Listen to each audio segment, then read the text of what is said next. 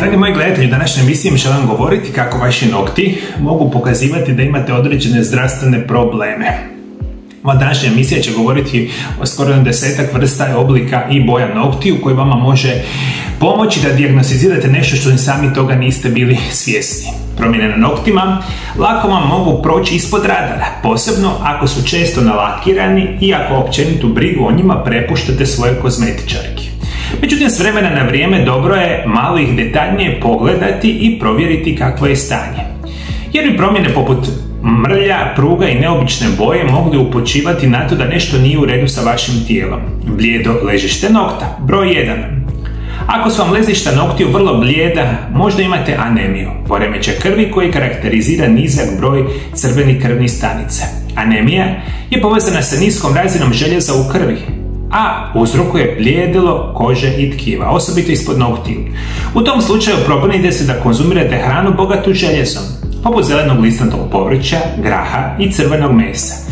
Blijedi nokti također mogu biti znaci ranog dijabetesa ili bolesti jetre, a oba slučaja mogu dovesti do poremećaja protoka krvi, zato je pametno posjetiti za svaki slučaj. Dakle, bijelo ležište samoga nokta, bijela boja u nekim slučajevima može ukazivati, rekli smo, na anemiju, dijabetes, čak i bolest jetre. Ako išta od toga sumnjate, idemo provjeriti kod naših medicinskih stručnjaka. Drugo, žuti i zadebljali nokti. Zadebljali nokti sa ili bez žučkastog tkona karakteristični su za gljivične infekcije, koje uglavnom zahvaćaju cijelo ležište nokta. Lijekovi za lokalnu upotrebu često ne pomažu, jer je infekcija u ležištu nokta, a zato liječnik može po potrebi preporučiti odgovarajuću oralnu terapiju.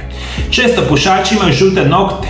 Vaši žuti nokti mogu ukazivati na psorijazu, probleme sa štitnjačom ili dijabetes. Broj 3 su bijele pruge. Pruge na noktima dobra su stvar samo ako su dekorativne.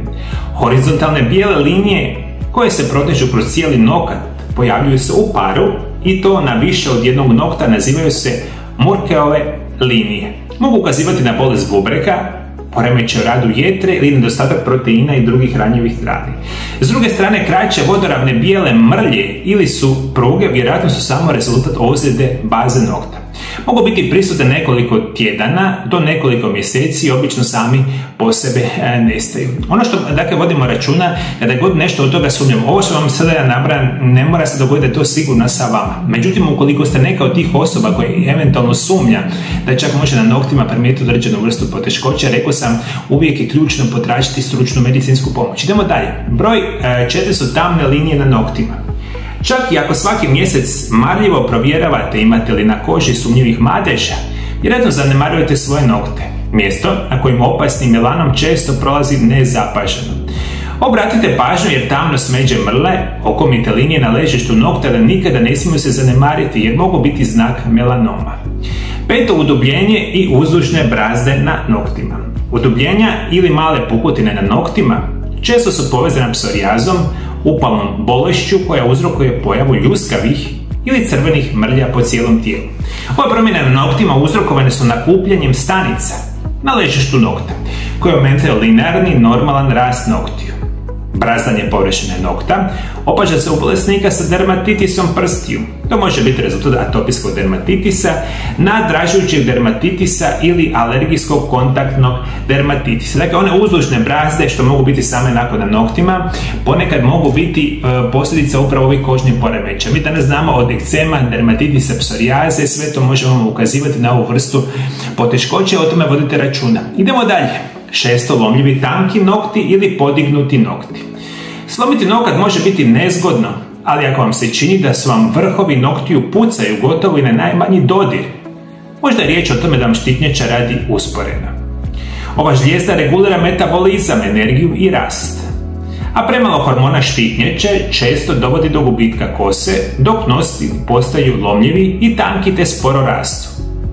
Još jedna pojava koja može ukazivati na poremećaj rada štitnjače je značajno odvajanje ploče nokta od ležišta nokta. Ako ste primijetili ove promjene, svakako se obratite liječniku radi jednostavnog krvnog testa koju se može provjeriti postoji poremećaj štitnjače koji se možda može liječiti samim lijekovima. Ono što vam htio preporučiti, postoji nokti kad vam budu onako plavi. Jeste li kada vidjeli onako plave, čak mogu biti svijetlo i tamno plave nokte, u najvećem broju slučajeva kod ovog problema imate manjak sa protokom kisika. To je jedan od onih problema da vama kisik jednostavno nalazi do noktiju kako treba i postaju plavkasti. Međutim, kad imate plavkaste nokte, znači može ponekad biti uzrokovane respiratornom bolešću ili vaskularnim problemom. To se naziva Raynaudova bolest. Što je rijedak poremećaj krvnih žila, neki ljudi jednostavno imaju sporiju cirkulaciju krvi, posebno kad su izloženi niskim temperaturama. Ali neka liječnik provjeri stanje vaše krvi i oksigenaciju ako su vam nokti stalno plavi.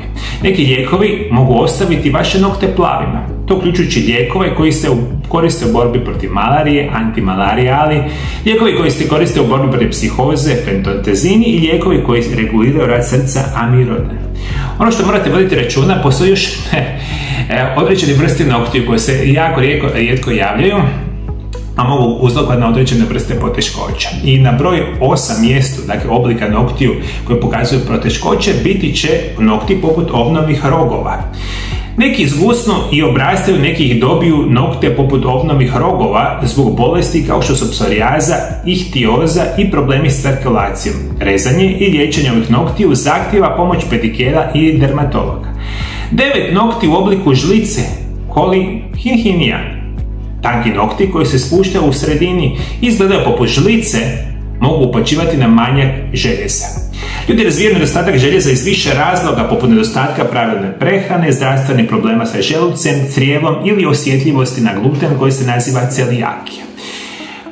Kolihinija se javlja u stanjima poput bolesti srca, lupusa, hipotireoze i Raynaudove bolesti. Dakle, vodite računa i nokti ponekad mogu ukazivati. Naravno, u čestom broju slučajeva isto tako kroničan nedostatak bitnih minerala i vitamina u svakodnevnom prehrani, dakle utječu na kvalitetu noktiju. Generalno, nokti u određenim situacijama pokazuju nešto od ovoga. Ako ste išta od ovoga primijetili da to vama možda nešto sumnjivo, rekli smo kod svojih liječnika.